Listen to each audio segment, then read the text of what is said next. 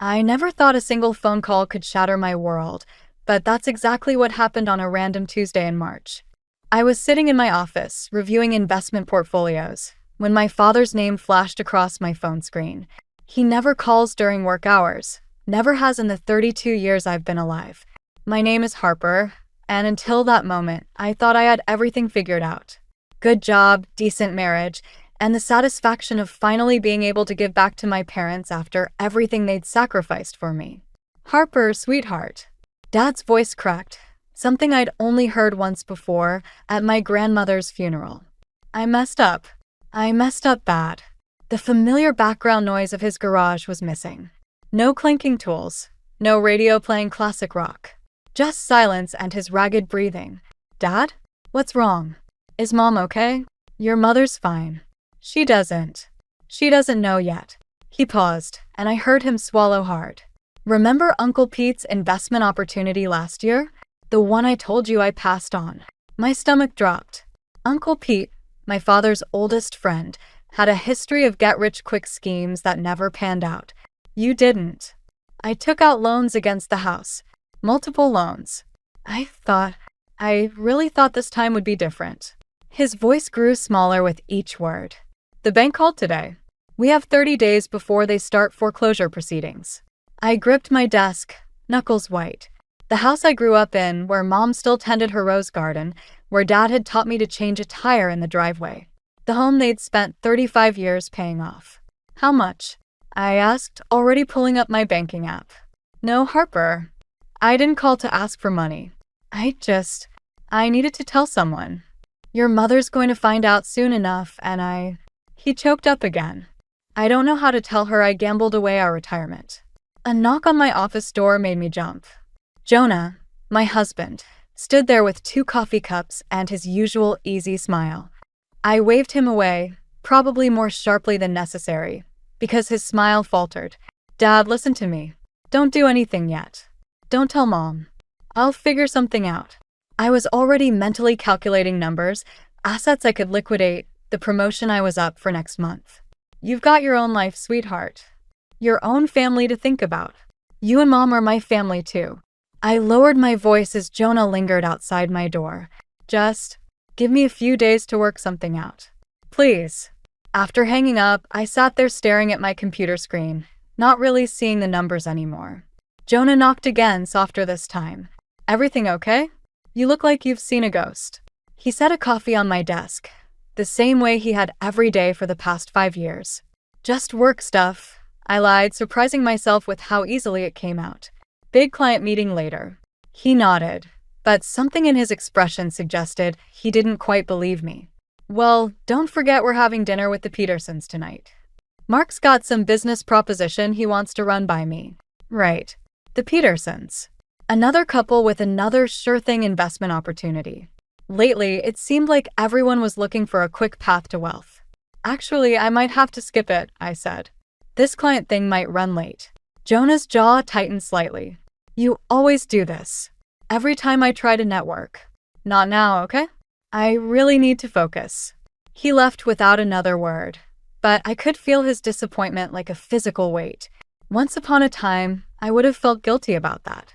Now, watching him walk away, all I could think about was how to save my parents' house without him finding out about the money I'd need to move around. I pulled up my personal banking app again, staring at the numbers. What I was considering would change everything. My marriage, my future plans, maybe even my career. But as I thought about my father's broken voice, I knew I had no choice. Sometimes the right decision is the one that costs you everything. That night, I couldn't sleep. The numbers kept dancing through my head. Dad's loans, my savings, the joint account I shared with Jonah. Around 3 in the morning, I slipped out of bed and went to the kitchen, pulling up my banking app for what felt like the 100th time. The soft glow of my phone illuminated the granite countertop I'd insisted on during our kitchen renovation last year. Another expense that seemed frivolous now. Still working. I jumped at Jonah's voice. He stood in the doorway, hair mussed from sleep, looking more vulnerable than he had in months. Just checking some things, I said, quickly locking my phone screen. He moved to the coffee maker, even though it was the middle of the night. You've been off since that phone call. Want to tell me what's really going on? I hesitated. We used to tell each other everything, but lately, our conversations had become a minefield of unspoken tensions and careful deflections. My dad's in trouble, I finally said. Financial trouble. Bad investments. The coffee maker gurgled to life. Jonah didn't turn around. How bad? They might lose the house. He was quiet for a long moment, measuring coffee grounds with precise movements. And let me guess, you're planning to save the day? Something in his tone made me bristle. They're my parents, Jonah. They're adults who made their own choices. He finally turned to face me. Just like you made yours when you turned down that partnership at Mark's firm to stay at your current job. That again? Mark's firm was a startup with no guarantee of success. My job is stable, it pays well. It's safe, he cut in. Everything you do is safe. Calculated. Maybe that's why your dad didn't come to you for advice before making his investment. The words hit like a slap. I stood up, chair scraping against the floor. What's that supposed to mean? Nothing. He waved his hand dismissively. Just that maybe if you weren't so rigid about everything, people wouldn't feel the need to hide things from you. Like you're hiding things from me? The words slipped out before I could stop them.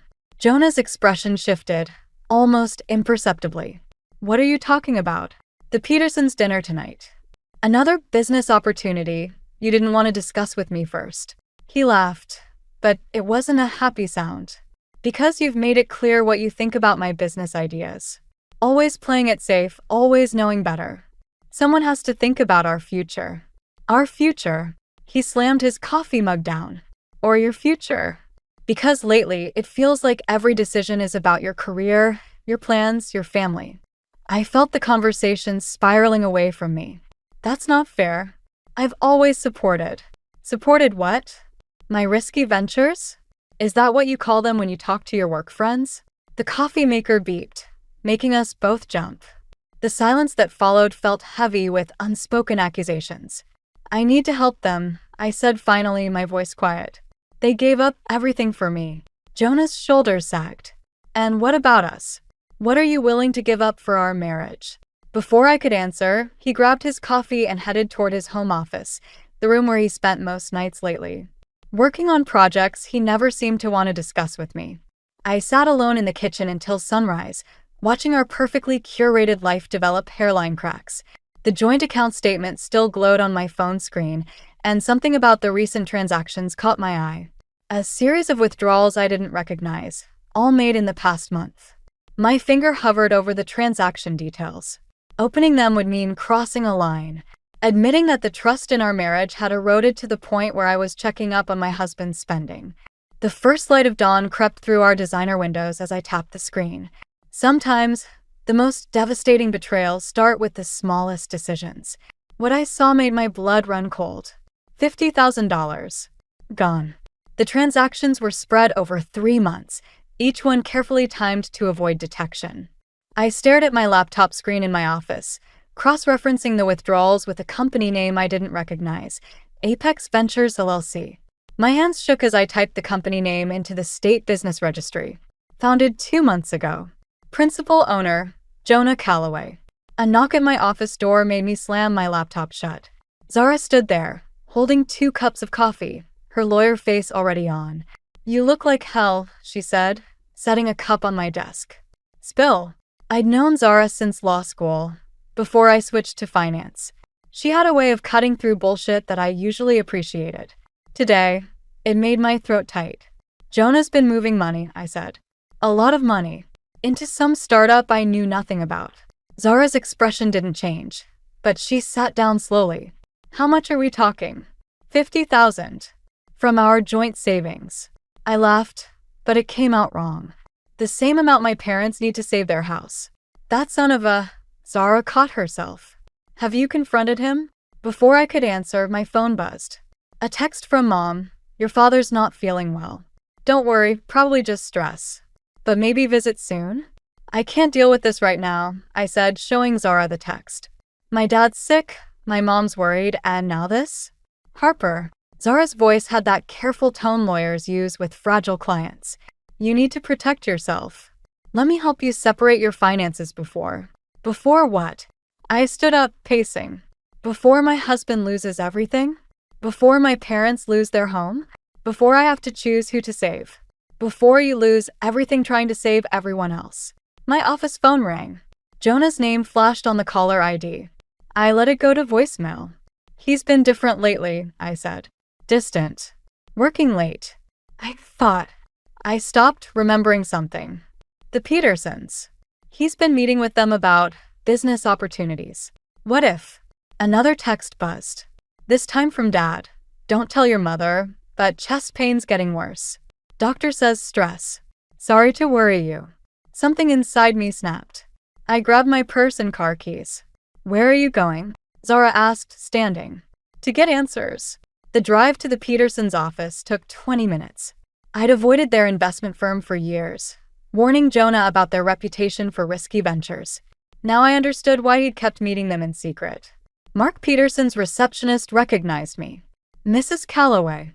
Mr. Peterson's in a meeting, but I was already pushing past her.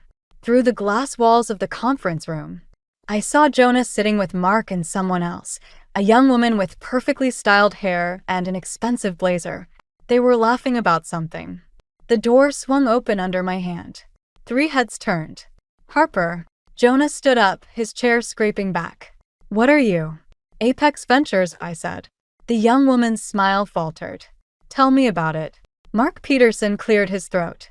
Perhaps we should. $50,000, Jonah. Our savings. Was it worth it? The young woman, who I now realized must be Tamsin Rivers, Mark's new associate, gathered her papers quickly. I should go. No, I said. Stay. I'd love to hear how you convinced my husband to invest our life savings in your startup.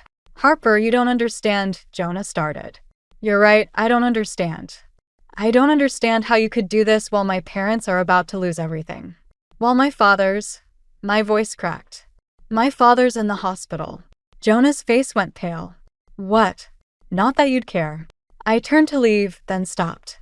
By the way, I'm freezing our joint accounts. Good luck with your venture. You can't do that. Jonah called after me. This is my chance to finally. I didn't hear the rest. In my pocket, my phone buzzed again. Mom's number. Sometimes the universe has a cruel sense of timing. Harper. Mom's voice was shaking. We're at the hospital. Your father. He's had a heart attack. The hospital waiting room smelled like despair and old coffee. Mom sat beside me, her hands twisting a tissue into confetti, while I tried to focus on the insurance forms in my lap. The words blurred together. Pre-existing conditions, coverage limits, deductibles. Mrs. Linwood? A nurse appeared with a clipboard. Your husband's asking for you. Mom squeezed my hand before following the nurse. I stayed behind, staring at the forms until my phone buzzed. Jonah's name flashed on the screen, followed by 3 missed calls and a text. We need to talk. About everything. I deleted the messages without reading them. You look like you could use this. Zara appeared, holding out a cup of decent coffee, not the waiting room sludge. She'd come as soon as I'd called, still wearing her courtroom suit. They're talking about bypass surgery, I said, taking the coffee. The specialist alone costs. Stop. Zara sat down. First things first. I've already started the paperwork to freeze your joint accounts. Jonah's going to fight it. Let him. She pulled out her tablet. But there's something else you need to see. She pulled up a business registration document. Apex Ventures LLC had 2 principal owners listed, Jonah Calloway and Tamsin Rivers. There's more, Zara said quietly. The company address? It's a condo in Riverside Heights. Purchased 3 months ago by Tamsin Rivers with a substantial down payment. The coffee turned bitter in my mouth. Around the same time as the first withdrawal from our account, a commotion at the nurse's station drew our attention. Jonah stood there, still in his business suit, arguing with the desk nurse. I'm family, he was saying. Her husband. It's okay, I called out, more to stop the scene than anything else. The nurse gave him a suspicious look but buzzed him through. He approached slowly, like someone approaching a wounded animal. Harper, I've been trying to reach you. About the accounts. Not here. I stood up, heading for the empty family consultation room. Once inside, I turned to face him. Did you really think I wouldn't find out? It's not what you think. He ran a hand through his hair, a gesture so familiar it hurt. The investment opportunity was real. Is real. Tamsin and I. Tamsin. The name felt like acid. Your business partner? Or is there another reason you helped her buy a condo? His face went blank for a moment before understanding hit. You had me investigated? You stole from us. I borrowed from us. To build something of my own, instead of living in your shadow. A knock at the door made us both jump. Mom stood there, looking smaller than I'd ever seen her. Harper? The doctor needs to discuss payment arrangements before they can schedule the surgery. The universe's cruel timing struck again. I looked at Jonah, really looked at him, and saw a stranger wearing my husband's face. I have to go, I said. Harper, wait. He caught my arm. Whatever you're thinking of doing, selling stocks, taking loans, let me fix this. The business is about to take off. We're expecting major investors. I pulled away. Like you fixed my parents' situation? Or like you fixed our marriage? Back at the nurse's station, the specialist was waiting with more forms. The numbers he quoted made my head spin. Even liquidating my personal investments wouldn't cover it all. There is another option, Zara said later as we watched Mom doze in her waiting room chair. Remember that headhunter who's been pursuing you? The position in Chicago. I did remember. Double my current salary plus signing bonus. I turned it down 3 times, unwilling to leave my life here. They called again yesterday, she continued.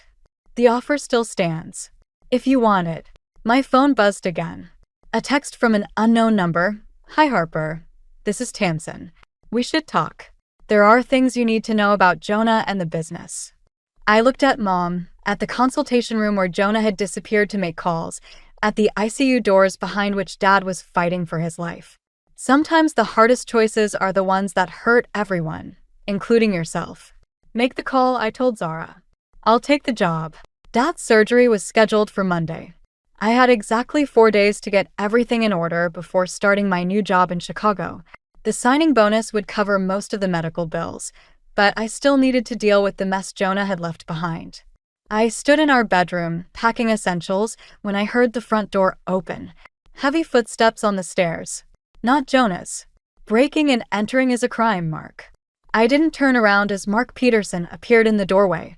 The door was unlocked. He leaned against the doorframe, expensive suit wrinkled from a long day. Jonah's worried about you. Is that why he sent his business partner instead of coming himself? He thought you might actually listen to me. Mark stepped into the room, eyeing my half-packed suitcase. Chicago, huh? Running away won't fix this, Harper. I shoved another handful of clothes into the suitcase. Neither will stealing from your wife to fund Tamsin's condo. That made him pause. What are you talking about? Oh, did Jonah leave that part out? The money he invested in Apex Ventures? It wasn't just our savings. The transactions match up perfectly with withdrawals from your joint account with Sarah. Mark's face went pale. That's impossible. He said he had private investors. My phone buzzed. Tamsin again, please meet me. What you think you know isn't the whole story. Your protege seems eager to talk, I said, showing him the message. Maybe we should all have a chat about where the money's really going. Don't. Mark's voice had an edge I'd never heard before. Some things are better left alone. Like Sarah finding out about the missing money? Or about Tamsin? He moved faster than I expected, grabbing my arm.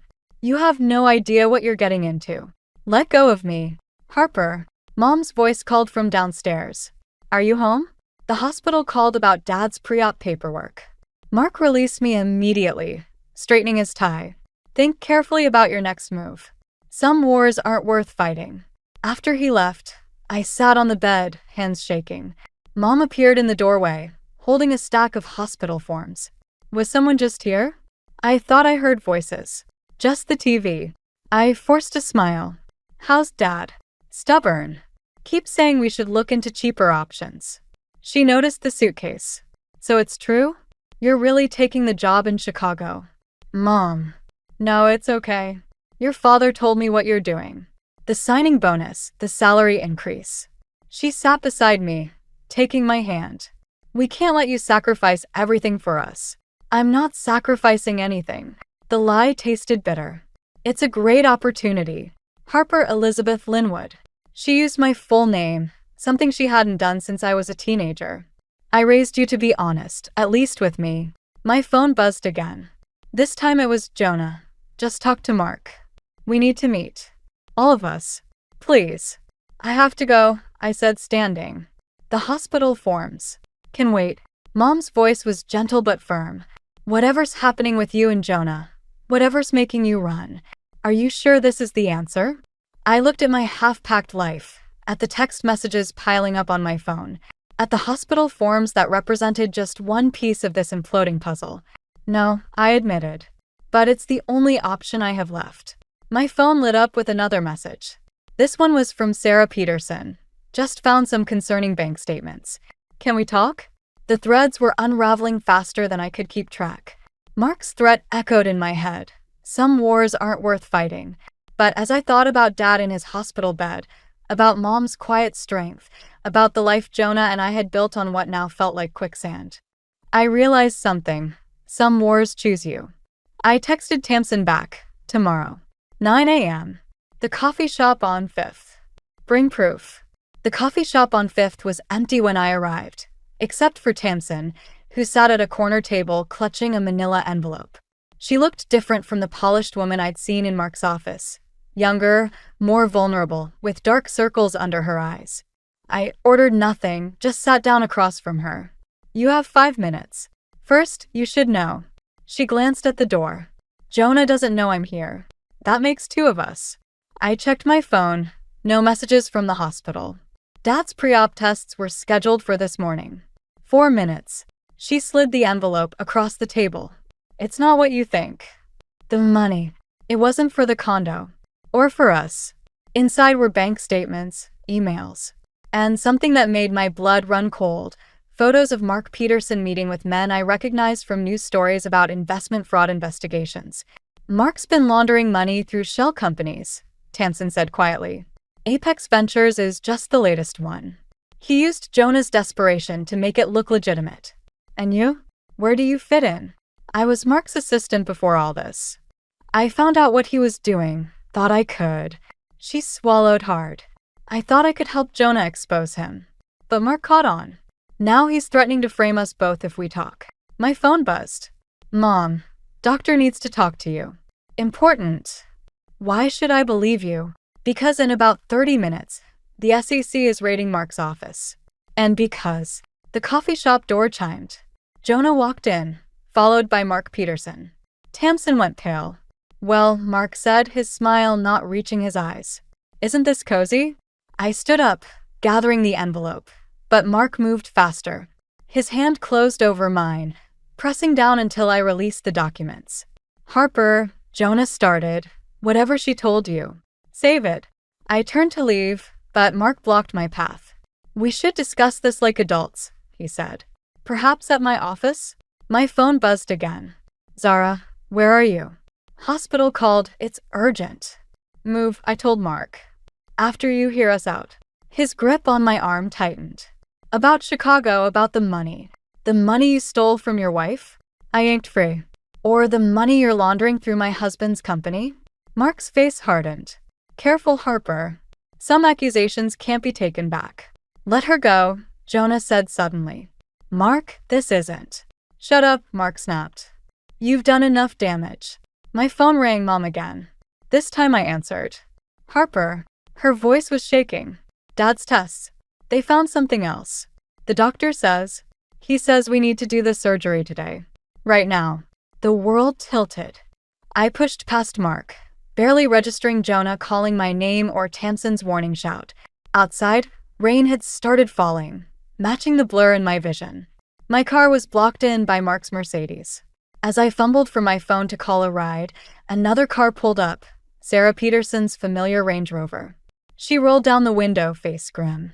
Get in. Sarah, I got your message about the accounts. She glanced at the coffee shop door. And I have copies of everything Tamsin just gave you. Now get in the car before my husband comes out. Behind us, I heard Mark's voice rising. Through the rain-streaked windows, I saw Jonah step between him and the door, saying something I couldn't hear. Harper, Sarah said softly. Your father needs you. The rest can wait. I got in the car. As we pulled away, I saw Jonah in the rearview mirror, standing in the rain, watching us leave. He looked lost, like the boy I'd fallen in love with years ago, before ambition and insecurity had turned him into someone I didn't recognize. My phone buzzed one last time. A text from an unknown number. SEC raid delayed. Mark knows. Be careful. Sarah pressed the accelerator, and the coffee shop disappeared behind us. Whatever you're planning, she said, count me in. Sometimes rock bottom comes with unexpected allies. The hospital waiting room had become my second home, but this time felt different. Dad was in surgery, Mom was praying in the chapel, and I was staring at my phone, watching the SEC's raid on Mark's office unfold through frantic text messages from Tamsin. Sarah sat beside me, her own phone buzzing constantly. Mark's lawyers are already trying to spin this. He's claiming Jonah orchestrated everything. Will they believe him? They might. She handed me a coffee. Unless someone can prove otherwise. My phone lit up with an incoming call, Jonah. Before I could decline it, the hospital PA system crackled. Code blue or 3. Code blue or 3. Dad's operating room. The next hour passed in a blur of rushing doctors, Mom's quiet sobs, and my own heartbeat thundering in my ears. When the surgeon finally emerged, his face told us everything before he spoke. We almost lost him, he said. But he's stable. The next 24 hours are critical. I stepped outside to breathe, only to find Jonah waiting by the hospital entrance. Harper, don't. My voice sounded strange, distant.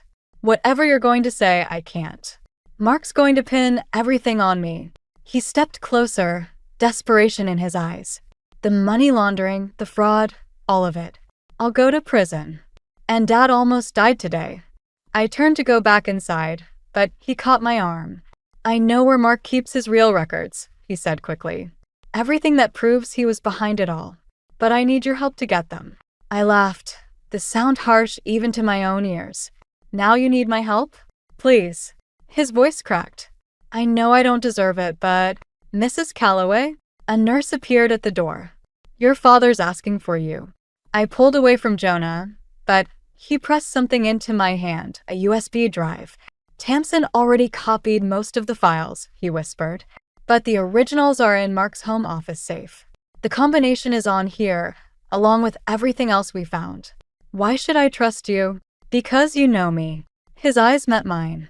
The real me, not who I became trying to prove myself to everyone else. The nurse cleared her throat pointedly. As I turned to go, Jonah called out one last time. I never meant for any of this to happen. I couldn't stand being in your shadow anymore. I stopped, not turning around. You weren't in my shadow, Jonah. You were by my side. Until you chose not to be. Inside, I found Sarah waiting with news. Mark had been arrested, but his lawyers were already working on a deal, one that would sacrifice Jonah and Tamsin to save himself. We have 12 hours, she said, before he gives his official statement. I looked at the USB drive in my hand, then at the ICU where both my parents waited. Mom caught my eye through the window and nodded slightly, as if answering an unasked question. Okay, I said, turning to Sarah. You said you're in? Prove it. I need your keycard to your house. Mark changed the alarm codes yesterday, but not the safe combination. I held up the USB drive. At least not yet. Sarah's smile was sharp. I'll create a distraction at the police station. Keep Mark busy for a few hours. And I'll help, came a voice behind us. Tamsin stood there, looking determined. I owe you both that much. I thought about all the times I'd played it safe, followed the rules, tried to be the perfect daughter, wife, professional. Look where it had got me. One condition, I told them both. Whatever we find, whatever happens, the truth comes out. All of it. No more secrets, no more lies. Even if that means Jonah still faces consequences? Tamsin asked quietly. I touched my wedding ring, then slowly removed it. Everyone faces consequences eventually. The question is whether they face them on their own terms or someone else's. Sometimes justice and revenge look remarkably similar. The difference lies in what you're willing to sacrifice to achieve them. Let's go, I said. We have work to do. 6 months later, I stood in my Chicago office, watching snow fall over Lake Michigan. The view still felt surreal, like something from someone else's life. On my desk, today's newspaper headline announced Mark Peterson's sentencing, 15 years for fraud and money laundering. My phone buzzed, a text from Sarah. Just sold the house. Finally free. She testified against Mark, helping build the case that saved Jonah and Tamsin from the worst charges. They'd still faced consequences, probation, fines, professional censure, but nothing like what Mark had planned for them. A knock at my door pulled me from my thoughts. My assistant handed me a manila envelope that had just arrived. No return address, but I recognized the handwriting. Inside was a check, the exact amount Jonah had taken from our joint account, plus interest. And a letter. Harper, I'm starting over in Seattle. New job, small accounting firm. No shortcuts this time.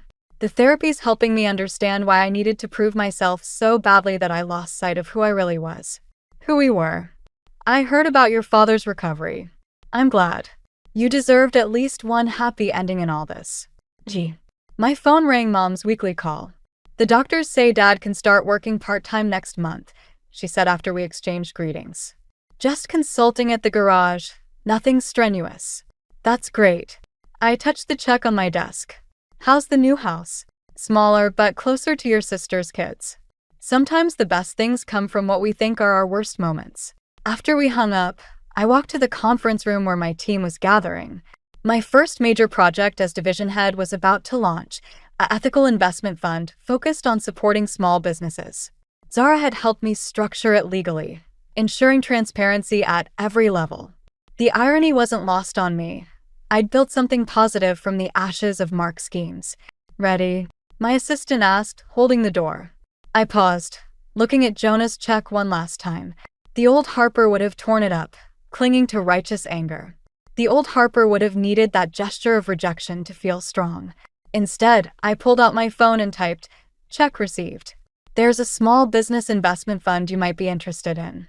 If you're serious about starting over, let me know. The response came quickly. I'd like that. In the conference room, faces turned toward me expectantly. These people had trusted my vision, chosen to follow my lead.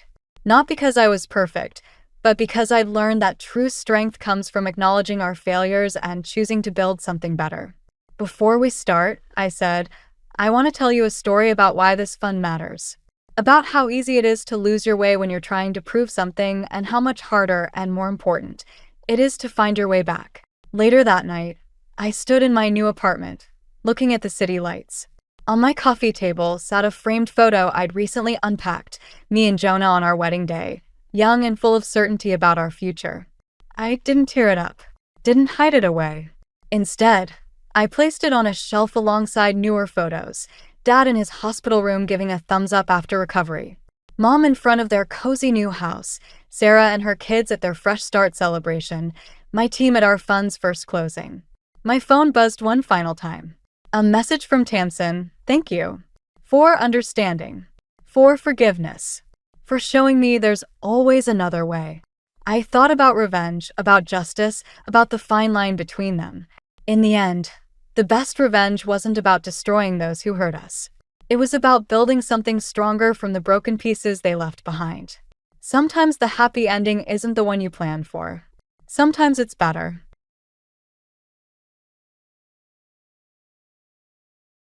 My name is Emily. 3 years ago, I thought I had snagged the jackpot in love. His name was Mark. Smart, with a smile that could light up a room, and a determination in life that I mistook for passion. When he asked me to marry him, it felt like the stars had aligned. I remember the day he proposed. My best friend Sarah had liked him too. There was a tangle of feelings when he chose me. We had a fallout, Sarah and I. She couldn't understand, said he was bad news. But all I could think was, he chose me. That trumped everything else. The wedding was a blur of white and cheers. Our honeymoon, a sweet promise of life to come. But fairy tales are for storybooks, and ours turned pretty ordinary real quick. Our first morning back, Mark looked over the breakfast I made and frowned. You call this eggs? He said, and it stung more than I expected. Sorry, I'll make another batch, I said, trying to keep the tremble out of my voice. It's fine. Just try to get it right next time, okay? His voice was dismissive, and I nodded, my cheeks hot. That set the tone. Mark had an opinion on everything: my clothes, my hair, how I should speak. "You're not going out wearing that, are you?" he'd say, or, "That lipstick is too much. Wipe it off." I did. Every time. He didn't like me seeing my family too much. "We're your family now," he'd insist. And so, calls to my mom and dad dwindled. Visits home became sparse. I didn't talk about it to anyone. Everyone thought we were the perfect couple. I was good at smiling when I needed to, laughing at the right moments. Inside, I felt like I was disappearing. It wasn't all bad, or maybe I just told myself that. Mark had moments of kindness, when he'd surprise me with flowers or take me out to a nice dinner. "For my beautiful wife," he'd say, and for a night, I could pretend we were okay. But those nights were rare. Most days, I felt like I was walking on a tightrope, trying not to fall. It was exhausting and lonely, so very lonely. The first year melted into the second, and the subtle jabs turned into something more persistent. Mark's criticism became a daily soundtrack. It was about everything, from the way I dressed to how I managed the house. "Is this how you plan to keep the house? It's a mess." Mark's voice cut through the silence as he surveyed the living room. His shoes left prints on the carpet, tracking in the grime of his day. "I cleaned it this morning," I replied, keeping my voice steady. "You must have brought in some dirt." He clicked his tongue. "Well, clean it up again. It reflects on you, you know." His words were like weights, and I felt myself shrinking a bit more with each one. The energetic, confident woman I was on our wedding day seemed like a stranger now. Dinners were the worst. He had something to say about every dish. "Can't you do anything right?" he'd say, pushing his plate away. "I'm trying, Mark. I followed the recipe," I'd answer, fighting back the hurt. I was trying so hard it felt like that's all I did. "You should try harder," he'd snap back. And so I did, or at least I tried to. I missed my friends, my family. I missed Sarah. But Mark had drawn a line I felt I couldn't cross. "They'll just fill your head with nonsense," he'd argue whenever I mentioned visiting my parents. "We're your family now. You need to prioritize us." One evening, when I suggested calling my parents for the holidays, he was quick to dismiss the idea. "Can't we just have one holiday by ourselves? Is that too much to ask?" It wasn't a question, though. It was a directive. And like everything else, I complied. I started to fade into the background of my own life. The laughter and warmth that used to fill me had evaporated, leaving a hollow shell moving through the days. The Emily that used to argue, that stood up for herself, had gone silent. Sometimes I'd catch my reflection in the mirror and hardly recognize the woman staring back at me. Where was the fire, the spark that used to define me? It had been doused by a constant drip of disapproval and disappointment. Yet, I held on to something, a sliver of hope, maybe, or just the memory of what I thought we had. I kept thinking that maybe, just maybe, things would get better. But deep down, I knew I was clinging to the remnants of a dream that had lost its color a long time ago. We went to a resort for vacation, our first in a long while. Mark had been on edge about a big project at work, and I thought the time away might soften the tension. The resort was Mark's idea of unwinding, luxurious, secluded, with a view of the ocean that should have been calming. The first morning there, I woke up early, slipped out of bed, and walked onto the balcony. The ocean was beautiful, a vast stretch of blue that met the sky somewhere far off. I should have felt peace, but instead, I felt the same unease I always did, wondering what the day with Mark would bring.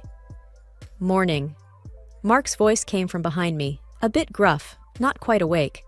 I turned with a smile. "Morning. Look at the view, isn't it beautiful?" He stepped beside me, his hand cold as it brushed mine. "Yeah, it's all right. Make sure you put on sunscreen. I don't want you getting burned and complaining later." "Of course," I replied, my smile fixed in place. We spent the day by the pool, Mark working on his tan, me making sure his glass was always full, his needs met. It was like being home, just with a nicer backdrop. That evening, my phone rang, a call from my Aunt Laura. My heart sank at her tone. "Emily, it's Mom. She's in the hospital, heart problems. It's serious." Laura's words hit me like a truck. Oh my God, is she okay? What happened? Panic filled my voice. They're doing what they can. You should come home, Em. I promised I would and hung up. Turning to Mark, my hands shaking, I told him what happened. Your mom's in the hospital? He repeated, his frown deepening. For a second, I thought I saw anger. Yeah, I need to go home. It's her heart, I stammered, trying to keep the tears at bay. He was quiet for a moment, then, Fine, I'll book your flight. Relief flooded me. Thank you, Mark. I'll pack my bags. That was the first time in a long while he hadn't put up a fight about something that mattered to me. I should have known it was too good to be true. Rushing through the airport, heart pounding with urgency, I clung to the belief that my husband, Mark, had made the necessary arrangements for me to reach my ailing mother. As I approached the check-in counter, my hands were clammy, my throat tight with worry. The lady at the desk typed away, searching for my booking, but her puzzled look said it all before she even spoke. I'm sorry, but there's no ticket under your name, she informed me. That can't be right, I replied, my voice barely a whisper. My husband, he said he booked my flight. Please, could you check again? Despite her kind attempts, the answer remained the same. There was no ticket, no reservation, nothing. I called Mark, hoping for it to be a simple mistake, something easily fixed. But when he answered, I heard something else in his voice, a kind of mockery that I hadn't expected. Mark, the ticket, it's not here. What's happening? I asked, trying to keep my voice steady. His laughter crackled through the line, harsh and unfeeling. Oh, Emily, always so naive. Did you really think I'd let you just fly away from me? My mother is sick, I said, the words heavy with a mix of fear and anger. She needs me. He scoffed. Your place is here, Emily. Not with her, not with anyone else. You didn't book the ticket on purpose? My voice was a whisper, disbelief coursing through me. No ticket, Emily, he said, his voice slurred, likely from alcohol. I needed you to learn your lesson. You don't just leave. You stay where I put you.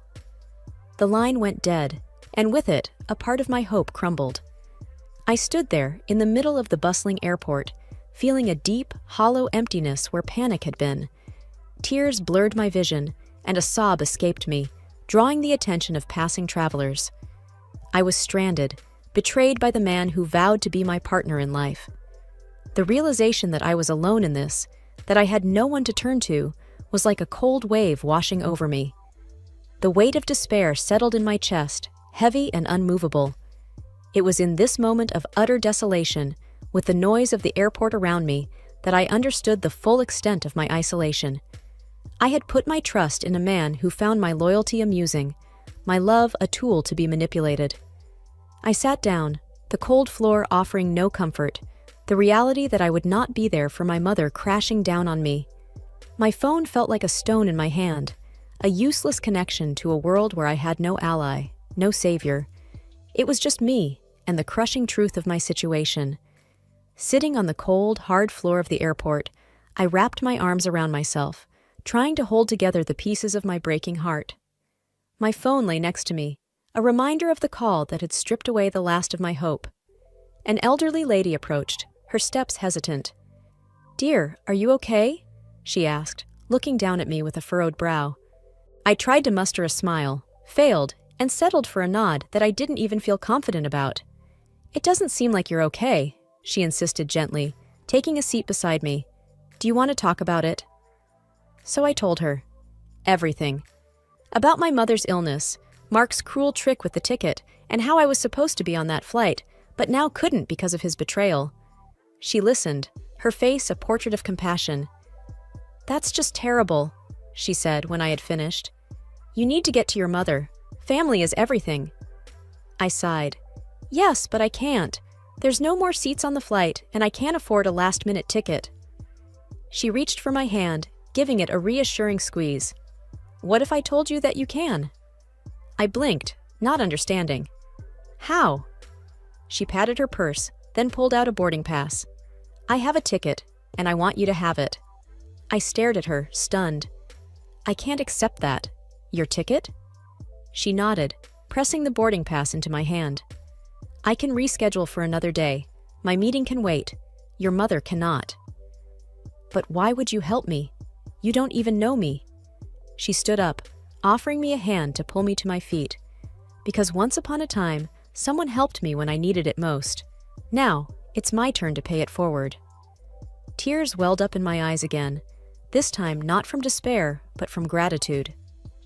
"Thank you," I whispered, the words thick in my throat. "Don't mention it. Now go on. You've got a plane to catch." With her help, I stood and gathered my wits. The stranger's kindness was a balm to my aching soul. I hugged her, feeling a glimmer of hope flickering to life again.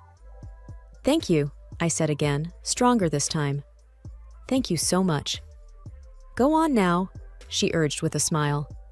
"And when you've sorted everything out, you pay this kindness forward to someone else who needs it." With that, I hurried towards the gate, her boarding pass clutched in my hand, her generosity propelling me forward. This stranger had given me more than a ticket. She had given me the chance to fight another day. The hospital was quiet when I arrived, the hushed tones of the night shift nurses drifting through the hall. I found my way to my mom's room, my heart thumping with a mix of fear and relief. I peeked through the door, and there she was, resting, looking peaceful. My aunt was by her side, dozing off in a chair. She stirred as I entered. "Emily, you made it," she whispered, her eyes wide with surprise and concern. I nodded, my throat tight. "How is she?" "She's stable," my aunt replied, standing up to hug me. "The doctor said the operation went well." Relief washed over me, and I hugged her back, hard. Then, I moved to my mom's side, taking her hand gently in mine. She looked so fragile, hooked up to machines, yet there was a strength in her still. Sitting there, I told my aunt about everything, about Mark's cruelty, about the woman who gave me her ticket, about the lies and the manipulation. I told her how I felt so alone, and how that one act of kindness from a stranger had changed everything. "You're not alone, Emily," my aunt said firmly. "You have us, your family, and you did the right thing, leaving him."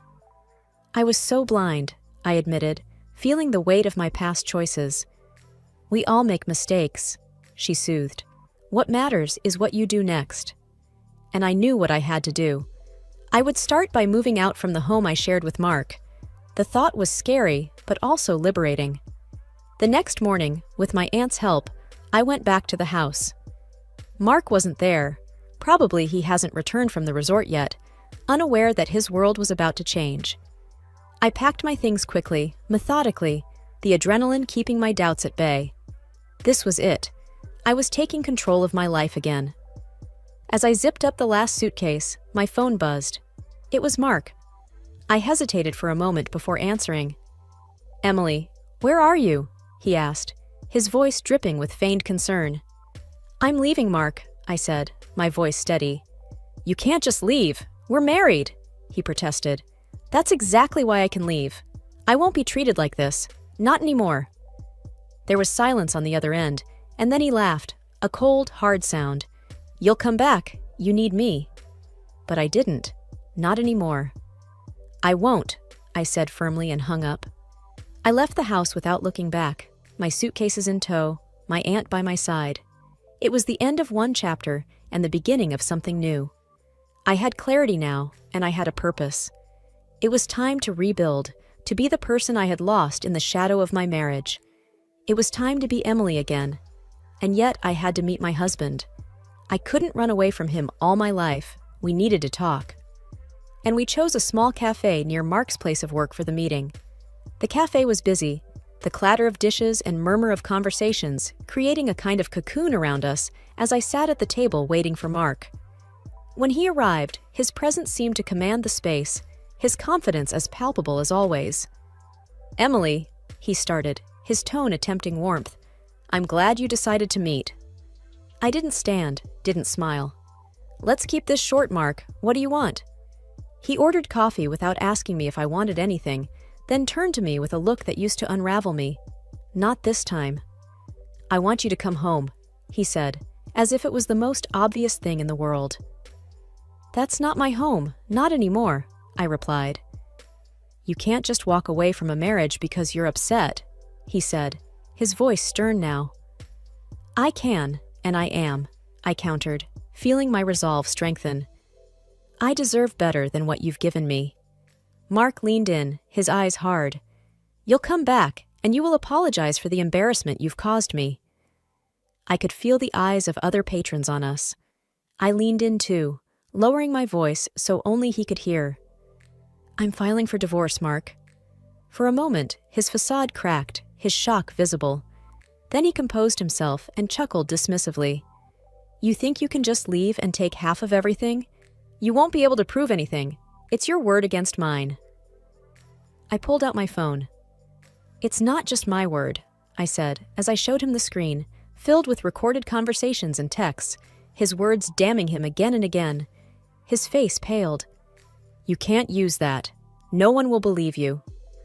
It was then that the elderly woman from the flight walked over to our table. Mark looked up, surprised, then quickly rearranged his features into a smile. Mrs. Danvers, he greeted, standing. What a surprise. She didn't return his smile. Hello, Mark. Emily, dear, how are you? I was still taken aback by her timing, by her being here, but I managed to reply, Better now, thank you. Mrs. Danvers looked at Mark with a sort of disappointment that only someone who's seen the worst and still expected better could muster. Mark, have you been treating Emily poorly? His confident stance faltered. We've had some misunderstandings, that's all. I looked Mrs. Danvers in the eye. He lied to me, manipulated me, and tried to trap me away from my sick mother. Her expression hardened. That's not a misunderstanding. That's cruelty. She turned to Mark. I'm disappointed in you, my best employee. Once I wanted to make you my assistant. I'll make sure you're held accountable. And Emily, you'll have a good lawyer. Mark's arrogance finally crumbled, and the realization of his situation seemed to dawn on him. As he sat back down, defeated, I knew it was over. I had won, not through revenge, but by standing up for myself and speaking the truth. Thank you, I said to Mrs. Danvers, my voice filled with genuine gratitude. You're welcome, dear. No one should go through what you did. I left the cafe with a sense of closure, the chapter of my life with Mark finally ending, a new, hopeful page turning. The sun felt different today, warmer, as if it knew the storm in my life had passed. I was sitting on the porch at my mom's place, a cup of tea in hand, reflecting on the whirlwind that had been my life for the past few months. That's when I saw her, my former best friend Sarah, walking up the path. She hesitated at the gate, clutching the latch like it was a lifeline. I stood up, setting my cup down with a soft clink. Hey, I called out, my voice steady. Sarah's eyes met mine, a mix of hope and fear in them. Hi, Emily, can we talk? I nodded, opening the gate for her. Sure. We sat on the steps, the wooden planks creaking under our weight, a sound that used to accompany our giggles and secrets. I'm sorry, Sarah blurted out, her words tumbling over each other. For everything before. Mark. I should have never. I held up my hand, stopping her. I'm the one who should apologize. I didn't see things clearly. You tried to warn me. But you needed to see it for yourself, she said, understanding in her eyes. How's your mom? Better, recovering, I smiled. Thanks to you, I got there in time. Sarah reached out, her hand tentatively finding mine. Can we start over? I squeezed her hand back. I'd like that. We didn't need grand gestures or flowery words. In that squeeze, years of friendship were acknowledged, the hurt began to heal, and the promise of starting anew was made. As Sarah and I chatted about everything and nothing, I realized that I had come out of this ordeal stronger.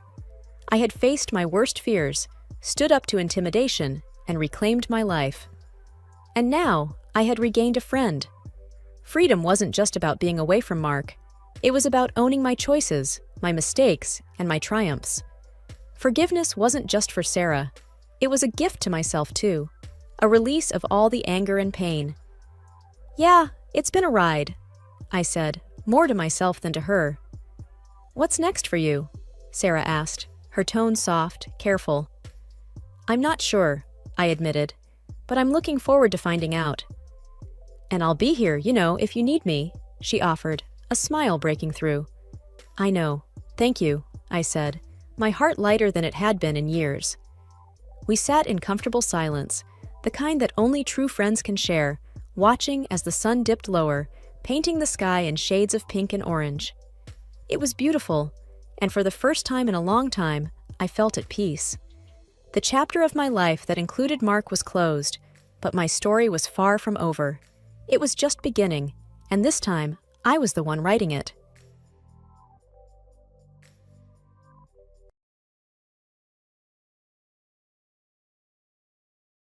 So you want the details on my so-called family life? Here goes. I'm Emma, hitting the big 3-0 this year, and I've been with Mike, my other half, since we were both too young to know any better. He's a catch, that's for sure. A hard worker, kind-hearted, and looks that don't hurt the eyes, if you get what I mean. The first time I walked into Mike's mom's house, I remember thinking it was like walking into one of those TV shows where everything's for sale. There she was, Linda, parked on her couch with a phone in one hand and a credit card in the other. She was chatting away with some customer service rep like they were old pals. "Another set of fancy plates, Linda?" Mike had teased, nudging me as we walked in. "You planning to open a restaurant or something?" Linda had flashed a grin, all teeth. "Oh, Mike, you can never have too many. What if the queen comes for tea?" She had laughed, her eyes never leaving the screen. I laughed along, trying to find my place in this new scene. "Nice to finally meet you, Mrs. B," I managed, extending a hand that got swallowed in a tangle of bracelets and bargain buys. "Call me Linda, dear," she said, eyes sizing me up like I was the next item on the home shopping network. "So you're the girl who's stolen my boy's heart. Sit. Tell me everything." And that was my introduction to the den where our bank account would take hit after hit. Because Linda, as I'd come to find out, was more than just a spontaneous shopper. She was a black hole for cash. Her mania for shop-on-the-couch deals was just the tip of the iceberg. Mike had told me stories about his parents leaving her a nice nest egg, but by the time I got in the picture, that egg had been cracked and scrambled on a slew of knickknacks and one-of-a-kind finds that filled every corner of her house. Sitting down for dinner that night, Mike threw an arm around my shoulder, whispering, "Thanks for being cool about Mom. She's, well, you know." I had smiled, tight-lipped. Yeah, she's something, all right. It was only after we said our goodbyes that Mike let out a sigh, heavy like he was carrying a boulder. "She's going through the inheritance faster than I thought," he admitted as we drove away. "I'm kinda worried." Little did I know, his worry would soon become our financial sinkhole. But that's a story for another chapter, isn't it? Things started getting real when Linda came to us with her hands out, saying she was short on money. At first, it was here and there, a few $100 to cover the electric bill or groceries. Mike and I, we were doing okay for ourselves, so helping out didn't seem like a big deal. But soon, it turned into a monthly ritual. It was a lazy Sunday morning when the topic first came up. Mike was making pancakes, a little ritual of his own, when he said, "Babe, I think we should help Mom out with a regular thing. You know, just until she gets on her feet." I remember pausing, a mug halfway to my lips. "Regular? Like an allowance?" "Yeah." Mike had flipped a pancake, a little frown creasing his forehead. She's struggling." The figure we landed on? $2,000. Every month. I still remember the knot in my stomach when we agreed on that number. It wasn't that we couldn't afford it. It just felt like stepping onto a slippery slope. The first time we handed over the cash, Linda had tears in her eyes. "I don't know what I'd do without you two," she had said, clutching the envelope like a lifeline. "It's no problem, Linda," I had said, trying to sound cheerful. "You'd do the same for us, right?" She had nodded, whipping her eyes. Of course, darling, family helps family. But then the next month rolled around, and the next. The envelope of cash was part of our budget, a line item that read, Linda's Lifeline.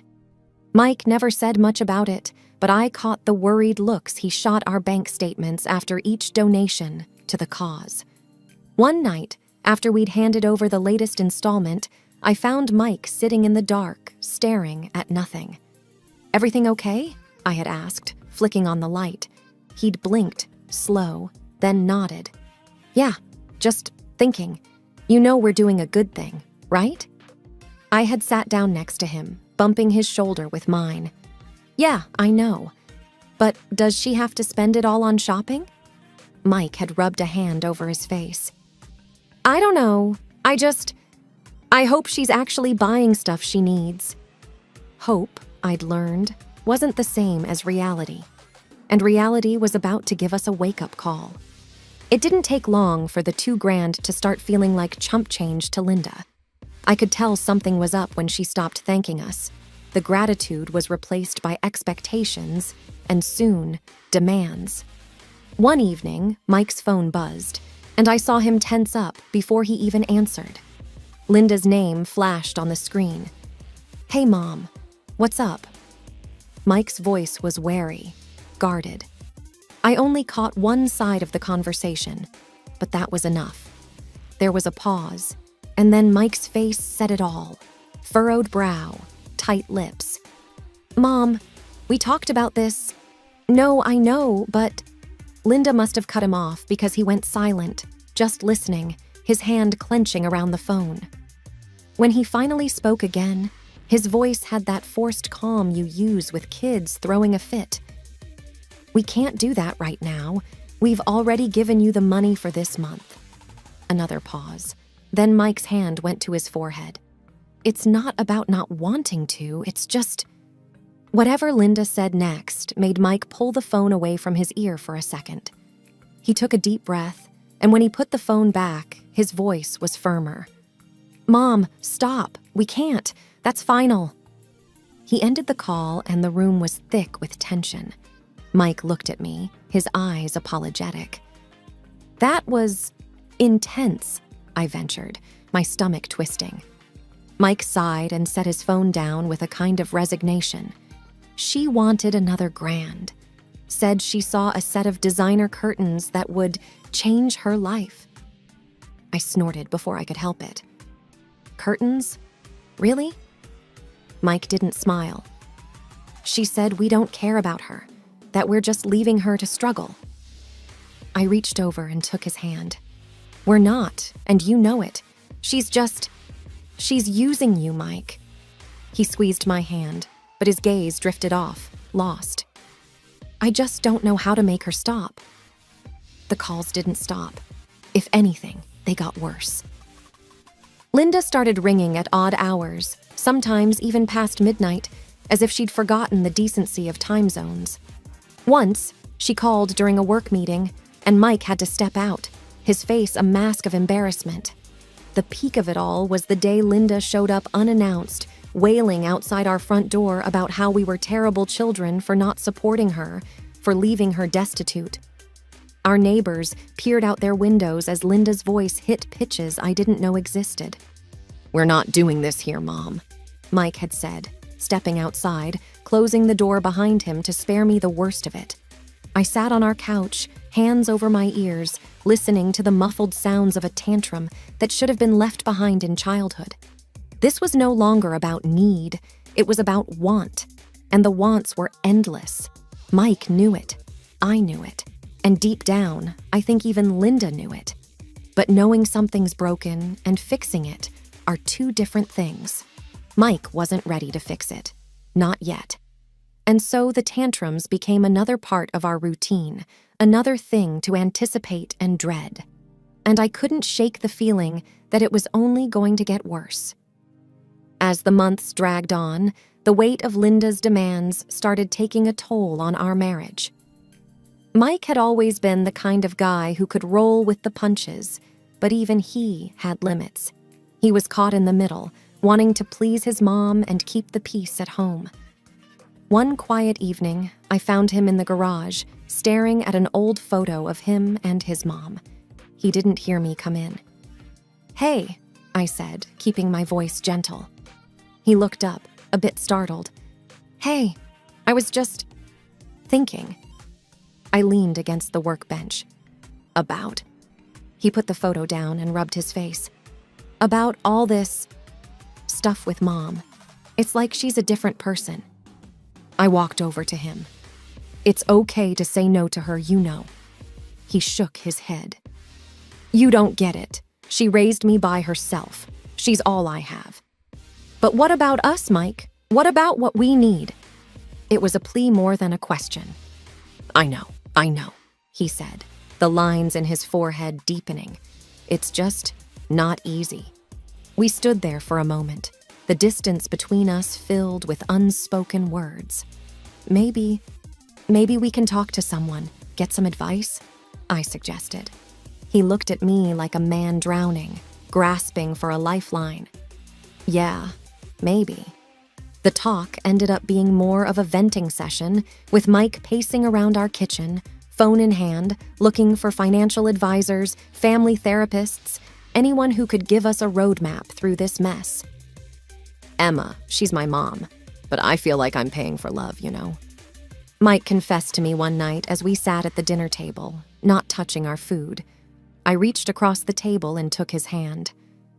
"I think she loves you, in her way. But she's taking advantage of you, and that's not love." He didn't say anything for a long time. Then, what if she ends up with nothing because I didn't help? The fear in his voice broke my heart a little. What if we end up with nothing because you helped too much? Mike was trapped in his own head, fighting a battle where every choice seemed wrong.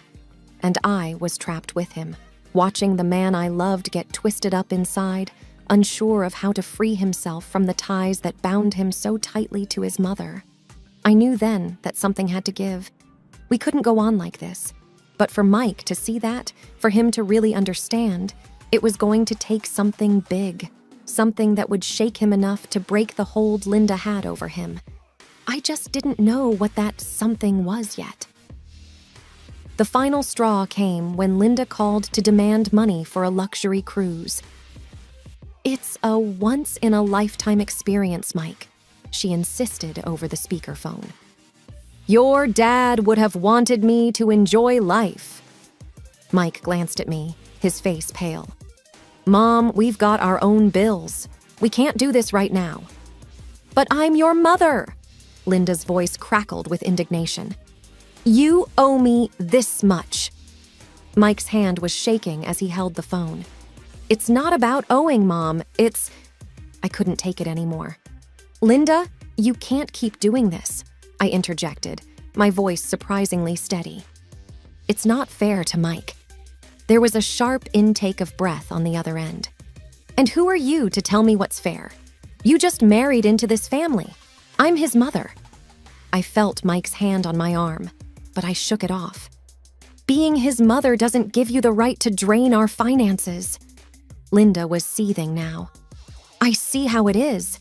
You've turned my son against me." "That's not true," Mike cut in, but his voice lacked conviction. "It is true," Linda was almost shouting. "And if you two don't want to help me, maybe I should just talk to a lawyer about what I'm owed." We both stared at the phone in disbelief. "You would sue your own son?"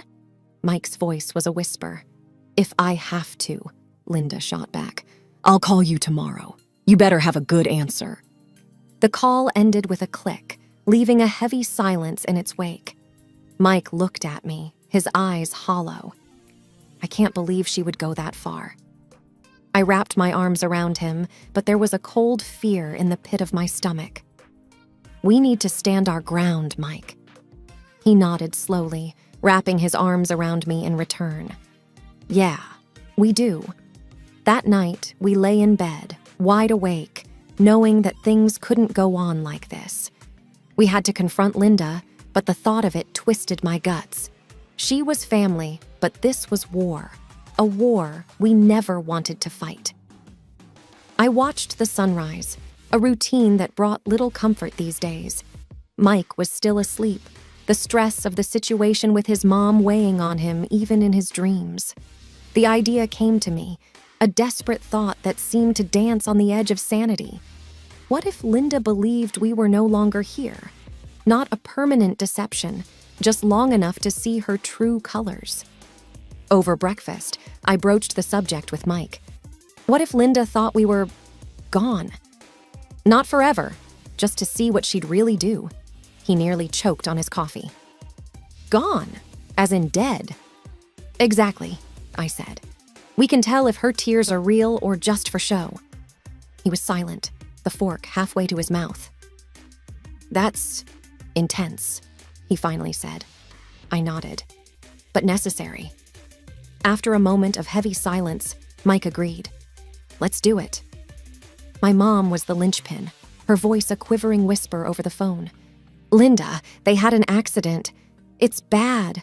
They didn't make it. We huddled in our bedroom, straining to hear through the closed door. Footsteps, then Linda's voice, callous and clear. So, what's in it for me? They must have left something behind. I squeezed Mike's hand so tightly it hurt, shock coursing through us at her blunt words. My mom's voice cracked, playing her part perfectly. Linda, they just died. Is money all you're thinking about? Well, what else am I supposed to think about? Linda retorted, a scoff hidden in her tone. I have to take care of myself. They were my support. And now what? We emerged then, stepping into the living room. Linda's reaction was a mix of horror and disbelief. But the call. Mike was a statue of cold resolve. You're not getting anything from us, Linda. Not now, not ever again. Her face twisted, anger and shock warring for dominance. You tricked me. No, I corrected her, my voice surprisingly steady. We just showed you the truth. Mike opened the front door, his gesture final. Goodbye, Linda. As we watched her leave, a part of me mourned the loss of what should have been a family. But we hadn't really lost anything, had we? We'd only uncovered the painful truth that had been there all along. The next few days were eerily quiet. Mike and I rarely spoke about Linda, as if mentioning her might break the calm that had settled over the house. But we couldn't avoid the topic forever. We heard things through friends, little snippets of how Linda was coping. Or rather, not coping. One evening, as we sat on the couch with the TV murmuring in the background, Mike broke the silence. I heard Mom's selling the house. Really? I replied, keeping my eyes on the screen. He nodded. Yeah, and everything she bought from those shopping sprees. I turned to look at him. How do you feel about that? He shrugged. Relieved, I guess, and sad. It's like I don't even know her. We sat in silence for a moment, the weight of his words hanging between us. Then, a knock at the door. We exchanged a glance, neither of us expecting anyone. Mike got up and I followed, hovering by the hallway as he opened the door. It was Linda, looking smaller somehow. Can I come in? She asked, her voice void of its usual demand. Mike hesitated but stepped aside. She walked in, not meeting our eyes. I got your mom's message, she started, fiddling with her purse. We know, Mike said flatly. I've been selling stuff, trying to make ends meet without asking you for money, Linda continued.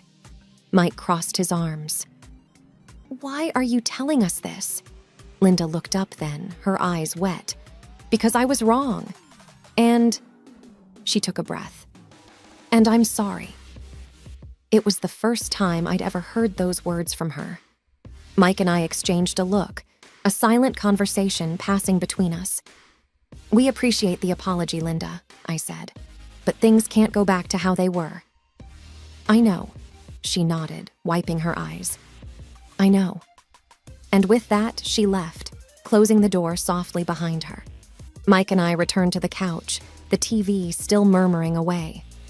Do you think she meant it? I asked after a moment. I don't know, Mike replied, but I hope so, for her sake. We sat there, the room growing dark around us, contemplating the future and what it might bring.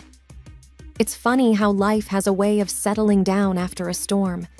Things with Linda quieted down after she left our house that day. Mike and we moved on with our lives, finding peace in the small, daily routines that make up a life together. One evening, after dinner, we were cleaning up when Mike's phone buzzed with a message from an old family friend, Dave. He hesitated for a moment before reading it out loud. Linda's sold off all her shopping channel hoard. House, too. She's in a rental now, over by the east side. I put down the plate I was drying and looked at him. How do you feel about that? He took a deep breath, pondering.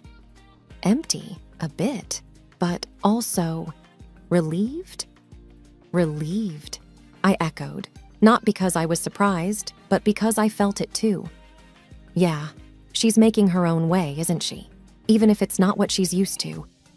He seemed to be trying to convince himself more than me. I nodded, leaning against the counter. Dave say anything else? Mike scrolled through the message. Just that she's telling everyone who'll listen that we've abandoned her, that we're terrible for cutting her off. There was a sting to those words, a sting that might have hurt more once, but not now, not after everything. We haven't abandoned her, Mike. We set boundaries, I said firmly.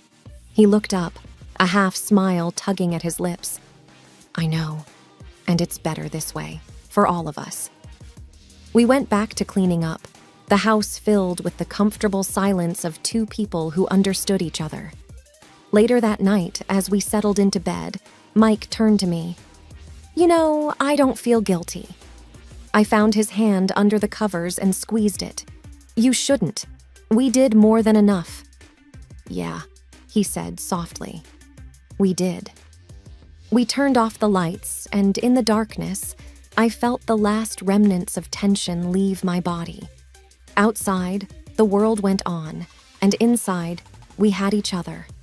That was enough. Whatever Linda chose to do or say, it was on her now. We had each other, and we had peace. And that's all that really mattered.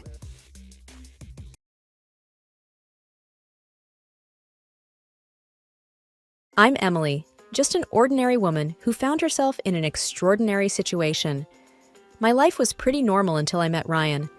We bumped into each other at a charity event held in our town. He was there volunteering, and I was representing my company. It was one of those casual meet-cutes you hear about, but never really believe will happen to you. Sorry, I didn't see you there. Ryan apologized after accidentally spilling some coffee on my notes. It's okay. Accidents happen, I replied, trying to salvage what was left of my papers. We struck up a conversation, and I quickly realized that Ryan was a pretty great guy. He was good-looking, sure, but it was more than that. He was kind, talked passionately about helping others, and had this way of making you feel like you were the only person in the room. We exchanged numbers, and before I knew it, we were going on dates, talking for hours, and sharing parts of our lives. Ryan often talked about his family, especially his mom, Diane. He said she had given up her career to raise him, and he admired her a lot for that. According to him, Diane was a caring mom who had always put him first. He spoke of her struggles, particularly her heart condition, which she'd been battling for years. It was clear that Ryan cared deeply for her, and I admired that. A few months into our relationship, Ryan introduced me to Diane. We met at her house for dinner. She was polite, asked me a lot of questions about my job, my family, and my background. She was quite frail, and throughout the evening, she mentioned her heart condition several times, how it limited her and made her dependent on Ryan. I felt sorry for her, living with such a health issue. Emily, dear, it's so lovely to meet you. Ryan hasn't stopped talking about you, Diane said with a smile that seemed genuine. It's nice to meet you too, Mrs. Thompson. Ryan speaks very highly of you, I replied, trying to make a good impression. We continued to see each other, and Ryan and I grew closer. But that dinner was the first time I met Diane, the woman who would later turn my world upside down. At that moment, though, I had no idea what was coming. I was just happy to be with Ryan and to be welcomed by his family. Little did I know, this was just the beginning of a series of events that would completely change my life. The wedding came faster than I had expected. Ryan proposed, and I said yes without a second thought. We planned a simple yet elegant wedding. It was one of those perfect days. Clear skies, friends and family gathered, and a sense of joy in the air. I remember thinking as I walked down the aisle, this is it, the beginning of a beautiful life with Ryan. The ceremony was beautiful, and the reception was a blast. We danced, laughed, and celebrated our love. Ryan looked at me like I was the only person in the world. I felt so lucky. However, just a few weeks after our honeymoon, things took an unexpected turn. Diane's health supposedly took a downturn, and Ryan was beside himself with worry. Emily, my mom's doctor said her heart condition is getting worse. She needs someone with her all the time. I don't know what to do, Ryan told me one evening, looking genuinely distressed. We'll figure it out, Ryan. Maybe we can get a nurse to help her? I suggested, trying to find a solution. Ryan sighed. She refuses. She says she doesn't want a stranger taking care of her. She feels comfortable only with me. I could see the weight of the situation on Ryan's shoulders. After a lengthy discussion, we decided that Diane would move in with us temporarily. I thought, how bad could it be? It was his mother, after all. I wanted to be supportive. But soon, I began to notice changes around our home. It started with small things. Diane would move a vase to a different spot or rearrange the living room furniture. Emily, dear, I hope you don't mind. I moved some things around in the living room, just trying to make the space a bit more comfortable for me, Diane said one day, her tone polite yet firm.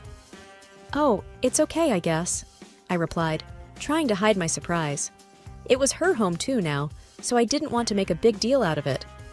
But as days turned into weeks, these small changes became more frequent. Our house started to feel less like our home and more like Diane's. She had an opinion on everything, from the way I cooked to how we should spend our weekends. It felt like she was slowly taking control, and I didn't know how to handle it. Ryan, don't you think your mom is overstepping a bit? She's changing everything around the house. I finally brought it up one night. Emily, she's just trying to make herself comfortable. It's not easy for her, you know, with her condition and all, Ryan said, sounding a bit defensive. I didn't want to push it further. Ryan was clearly torn between us, and I didn't want to add to his stress. But I couldn't shake the feeling that Diane's presence was slowly overshadowing our marriage. What started as a beautiful journey together was now turning into something I hadn't signed up for. Days turned into weeks, and weeks into months. With each passing day, the house I once loved started to feel unfamiliar.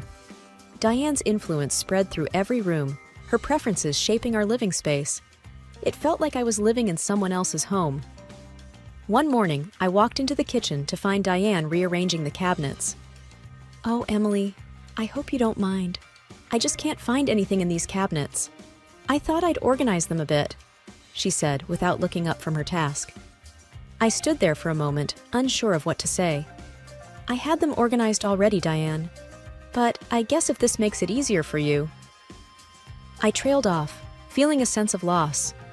Ryan seemed to be in a world of his own, often at work or taking care of Diane's needs. Our conversations, once filled with laughter and dreams, were now brief and mostly about Diane's health or what she needed. I missed us, the way we used to be. Ryan, can we talk? I finally said one evening after dinner. Sure, what's up? He asked, looking tired. It's about your mom. I feel like she's taking over our home. It's like her needs and wants are the only things that matter now, I said, trying to keep my voice steady. Emily, she's not well. She needs us. Can't you see that? Ryan replied, a hint of frustration in his voice. But what about us, Ryan? What about our needs, our home? I pressed on, feeling a lump in my throat. Look, I know it's not ideal, but she's my mom. I can't turn my back on her now, he said, looking away. The conversation ended there, but the distance between us grew. I started to spend more time alone in our bedroom, the only place that still felt a bit like mine.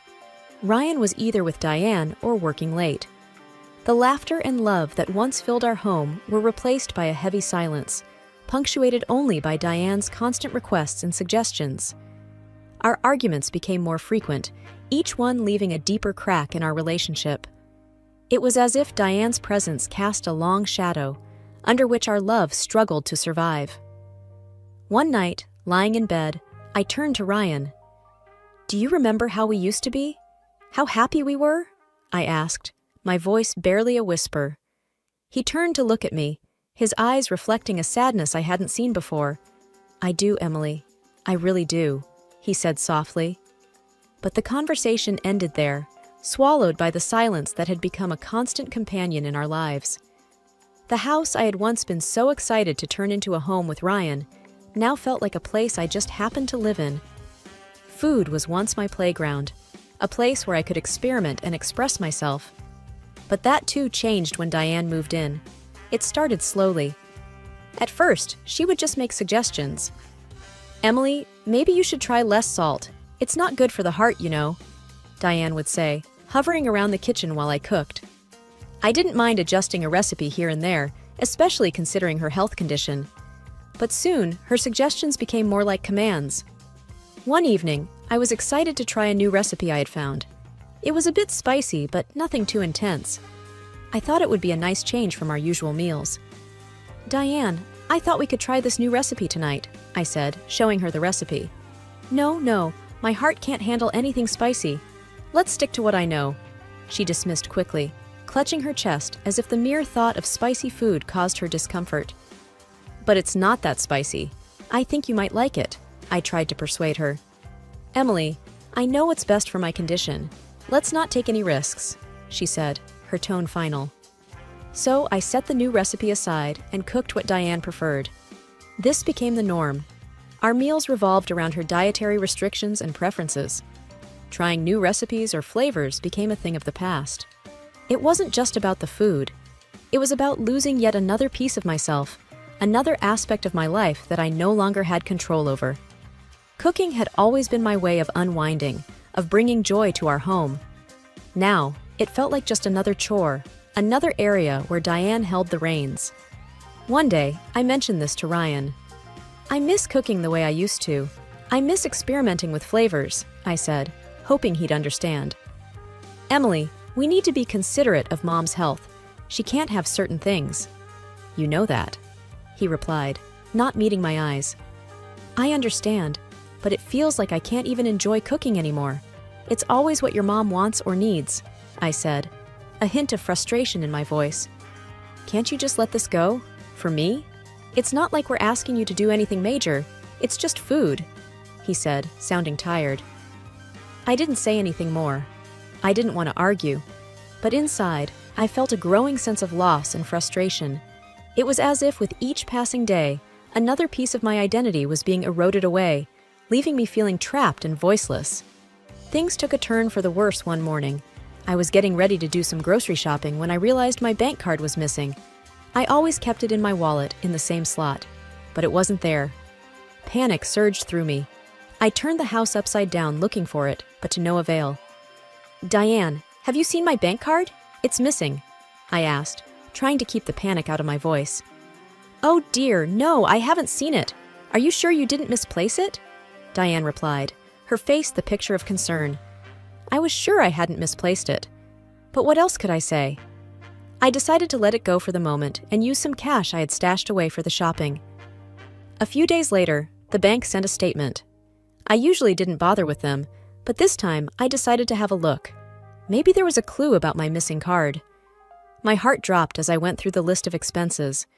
There were several charges that I couldn't account for, things I knew I hadn't bought. I felt a cold knot forming in my stomach. There was only one person who could have taken the card, but I needed to be sure. "Diane, I need to talk to you," I said, holding up the bank statement. "What's wrong, Emily?" she asked, her eyes wide with what seemed like genuine concern. "My bank card is missing, and there are expenses here that I didn't make. Do you know anything about this?" I asked, trying to keep my voice steady. "Oh, Emily, I took it.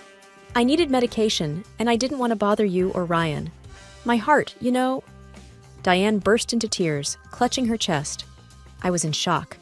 I didn't know what to believe. Part of me wanted to believe her, to give her the benefit of the doubt.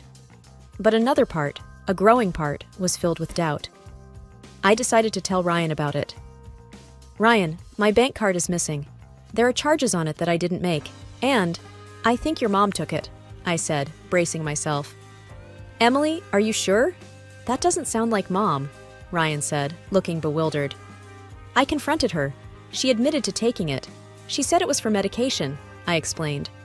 Ryan went silent for a moment. "I'll talk to her. But Emily, if it was for medication, we can't really blame her, can we?" he finally said. I didn't know what to say. The situation felt so surreal. I just nodded and walked away, feeling a mix of frustration, confusion, and a growing sense of isolation. The more I thought about it, the less it made sense. Something was off, and I was determined to find out what it was. I felt like I was living with a stranger, not knowing what to believe anymore. My trust was shaken, and I needed answers. Determined to get to the bottom of things, I decided to follow Diane one day. She had mentioned a doctor's appointment, but something told me that might not be the whole truth. So I grabbed a hat and sunglasses and followed her from a distance. To my surprise, Diane didn't go to a doctor's office. Instead, she entered a fancy restaurant. I felt my heart pounding as I followed her inside. I found a discreet spot where I could observe her without being noticed. I watched as Diane sat down with a group of women. There was no sign of illness or weakness in her demeanor. She was laughing, chatting animatedly, and seemed to be in excellent spirits. My heart sank as I realized that her doctor's appointment was a lie. I strained to listen to their conversation. What I heard made my blood boil. "You wouldn't believe how easy it is to control them," Diane was saying.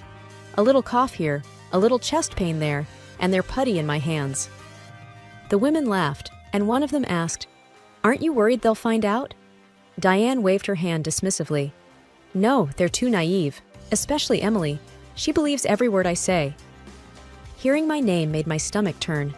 I felt a mix of anger and disbelief. I pulled out my phone and started recording their conversation. I needed evidence. I needed Ryan to see the truth. After what felt like an eternity, Diane finally left the restaurant. I followed her back home, feeling a storm of emotions inside me. I was shaking, not just from anger, but from the sense of betrayal.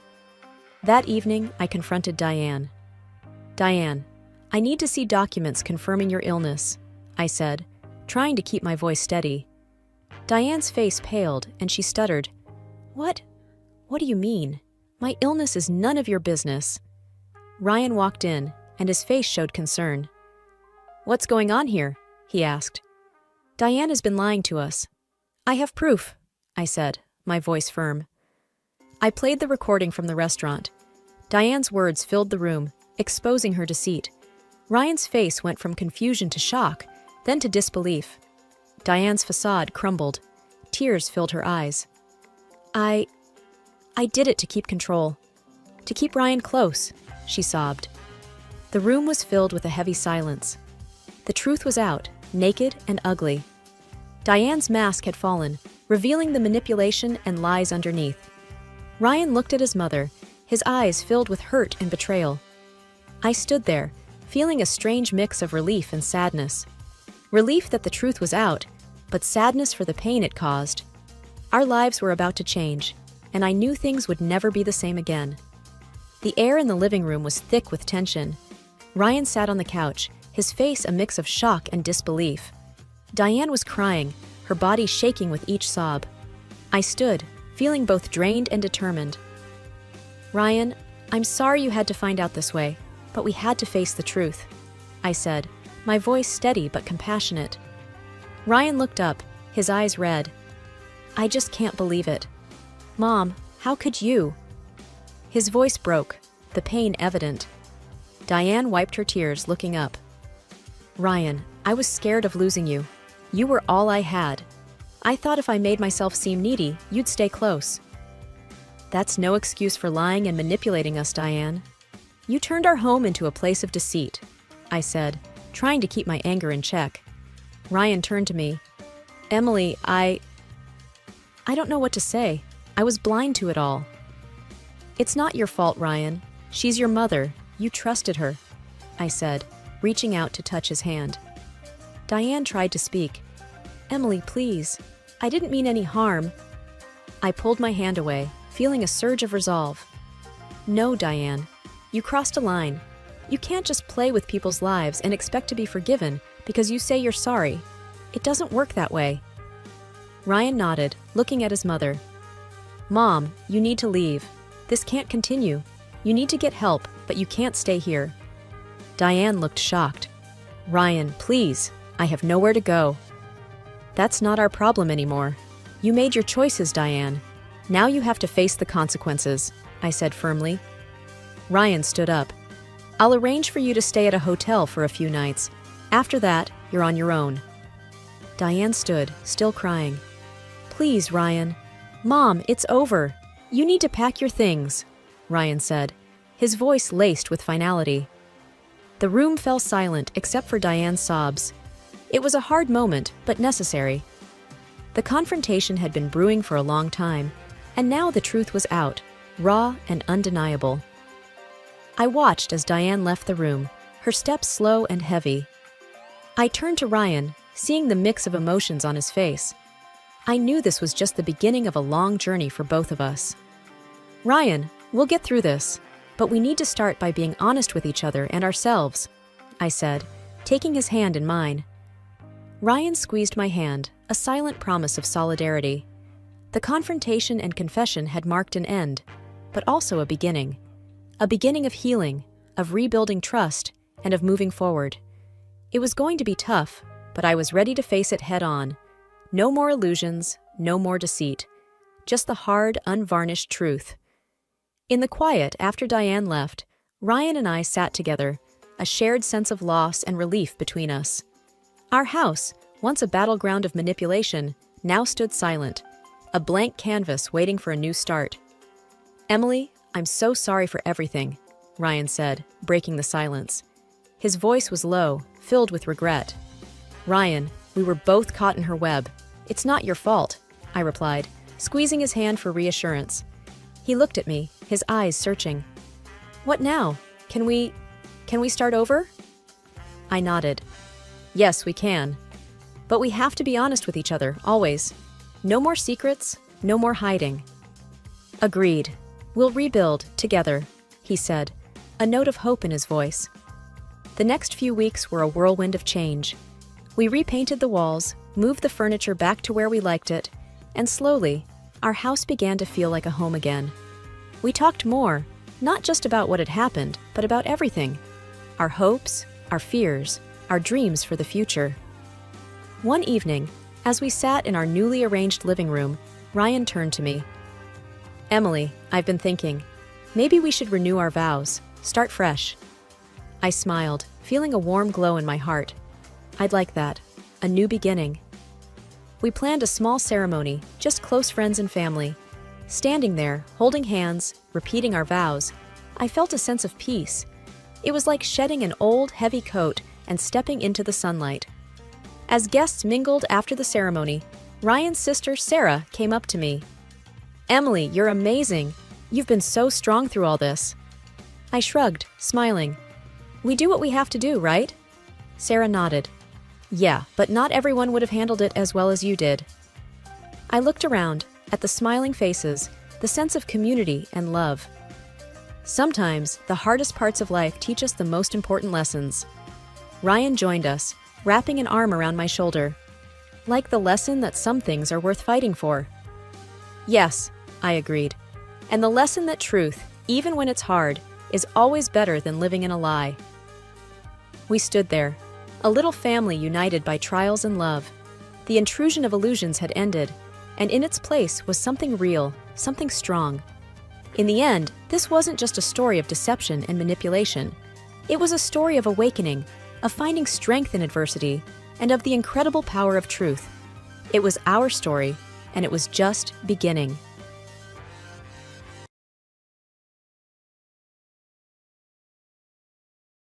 I'm Ava, a 28-year-old pastry chef. I love my job. It allows me to be creative and make people happy with my cakes and pastries. I live in a small but cozy house that I bought with my husband, Daniel. We met 2 years ago, and it was love at first sight for both of us. Daniel works as a software engineer. He's quiet and serious, but he has a good heart. We got married a year after we met, and life has been mostly good, except for one problem: my mother-in-law, Mrs. Eleanor Hamilton. From the day I met her, Eleanor made it clear she didn't like me. She's a tall, stern woman who always says what she thinks. She raised Daniel by herself, and they are very close. She wanted Daniel to marry her friend's daughter, Emily, and she told me so the first time we met. Emily is around our age, pretty, and she works as a lawyer. Eleanor often talks about how smart and talented Emily is. One sunny Saturday morning, I was in the kitchen preparing a new cake recipe for my blog. Daniel was in the living room, working on his laptop. I heard the front door open and Eleanor's voice calling out. "Ava, dear, are you home?" she said, her tone polite but cold. "Yes, Mrs. Hamilton, I'm in the kitchen," I replied, trying to sound cheerful. She walked in, looking around with a disapproving frown. "I see you're baking again. Don't you think you should find a real job?" I sighed quietly. "I love baking, Mrs. Hamilton. It makes me happy." She sniffed. "Well, Emily just got promoted at her law firm. She's doing so well." I forced a smile. "That's great for her." Eleanor walked over to the counter and picked up a cookie. "I still think Daniel would have been better off with her." I didn't know what to say, so I stayed quiet. Just then, Daniel walked in. "Mom, what are you doing here?" he asked, surprised but happy to see her. "I was just in the neighborhood and thought I'd stop by," she said, her tone softening as she turned to him.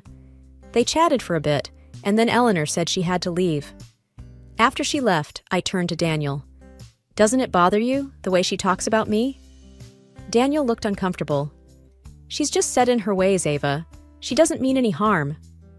"But she said again that she wishes you'd married Emily," I said, feeling frustrated. Daniel sighed. "I love you, Ava. That's what matters. Just ignore her comments." I nodded, but it wasn't easy. I knew Eleanor would never stop trying to make me feel like I wasn't good enough for her son. But I loved Daniel, and I was determined to make our marriage work, no matter what his mother said or did. Life went on after Eleanor's visit, but her words lingered in my mind. Days turned into weeks, and the tension between Daniel and me grew. I felt like I was walking on eggshells whenever the topic of his mother came up. Daniel was my husband, and I loved him, but it hurt that he couldn't see how his mother's behavior was affecting our marriage. One evening, while we were having dinner, I decided to bring it up again. I knew it was a risk, but I couldn't keep my feelings bottled up any longer. "Daniel, we need to talk about your mom," I said, trying to keep my voice steady. He looked up from his plate, his expression guarded. "What about her?" "It's just, every time she visits, she makes these comments, and it feels like she's trying to drive a wedge between us," I explained. Daniel sighed, putting his fork down. "Ava, she's my mom. She's not trying to hurt anyone. She's just protective." "But don't you see? She's constantly comparing me to Emily. She even told me she wishes you had married her instead," I said, my frustration growing. Daniel frowned. "She said that?" "Yes, she did. And it's not the first time," I replied, feeling a mix of sadness and anger. He was quiet for a moment, then said, "Look, I know my mom can be difficult, but she raised me on her own. I can't just turn my back on her." "I'm not asking you to turn your back on her. I just want you to understand how her words and actions are affecting me, affecting us," I said, my voice tinged with desperation. Daniel reached across the table and took my hand. "I'm sorry, Ava. I'll talk to her, okay? I'll make sure she understands that she needs to respect our marriage." I nodded, feeling a small sense of relief. But deep down, I wasn't sure if anything would change. Eleanor was set in her ways, and I had a feeling it would take more than a conversation to change her behavior. A few weeks later, Daniel's birthday was approaching. I wanted to do something special for him, so I planned a small party with our friends and family. I knew inviting Eleanor was risky, but she was Daniel's mother, and I didn't want to exclude her. The day of the party arrived, and I was busy in the kitchen preparing Daniel's favorite dishes. The house was filled with the smell of baking and the sound of laughter as our guests arrived. Eleanor arrived just as I was taking the cake out of the oven. She walked into the kitchen and looked around, her lips pressed into a thin line. "Ava, what's all this?" she asked, her tone disapproving. It's Daniel's birthday. I wanted to do something special for him, I replied, trying to keep my voice friendly. She sniffed. Seems like a lot of unnecessary fuss. Emily always says that simple celebrations are more meaningful. I took a deep breath, trying to keep my cool. Well, Daniel likes it when I cook for him, and it's his day, so I want to make it special. Eleanor didn't say anything more, but I could tell she wasn't pleased. I tried to shake off the feeling of unease and focus on the party. As the evening went on, everything seemed to be going well. Daniel was having a good time, and our guests seemed to be enjoying themselves. I was starting to relax when I heard a commotion coming from the living room. I rushed in to find Eleanor standing in the middle of the room, her face red with anger. Daniel was trying to calm her down, but she was having none of it. "This is all wrong. This isn't how you celebrate a birthday," Eleanor exclaimed, her voice rising. "Mom, please. It's my birthday and I'm enjoying myself. Can't you just be happy for me?" Daniel said, his tone pleading. Eleanor turned to me, her eyes blazing. "You did this on purpose, didn't you? You wanted to make me look bad. You wanted to show that you know better than me." I was taken aback by her accusation. "Mrs. Hamilton, that's not true. I just wanted to make Daniel's birthday special." But Eleanor wasn't listening. She stormed out of the house, leaving everyone in shock. I looked at Daniel, my heart sinking. This was supposed to be a happy occasion, but it had turned into a disaster, and I had a feeling that things were only going to get worse from here. The weeks following Daniel's birthday were tense. Daniel tried to talk to his mom, but she wouldn't listen. She was convinced I had purposely tried to make her look bad. I felt like I was stuck in a bad dream, and no matter how hard I tried, I couldn't wake up. Daniel and I argued more. He kept saying I should try to understand his mom's point of view, but I felt like he wasn't trying to understand mine. I was hurt and frustrated, and I didn't know how to make things better. Then, one day, Daniel came home with an idea. "Let's throw a family dinner," he said, sounding hopeful. "Maybe if Mom sees that we're trying to include her, she'll start to come around." I was skeptical, but I agreed. I loved Daniel, and I wanted our marriage to work. So we planned a dinner and invited Eleanor. The day of the dinner arrived, and I was a nervous wreck. I cooked all day, making sure everything was perfect. Daniel helped me set the table and decorate the dining room. We were both trying to make this work. Eleanor arrived, and I greeted her at the door. "Welcome, Mrs. Hamilton. It's good to see you," I said, forcing a smile. She looked around, her expression unreadable. "Thank you, Ava. I appreciate the invitation," she said, and there was a hint of warmth in her voice that I hadn't heard before. The dinner started off well. We all sat down, and I served the food.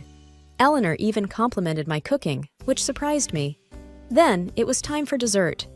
I had made my signature cake, one that I was particularly proud of.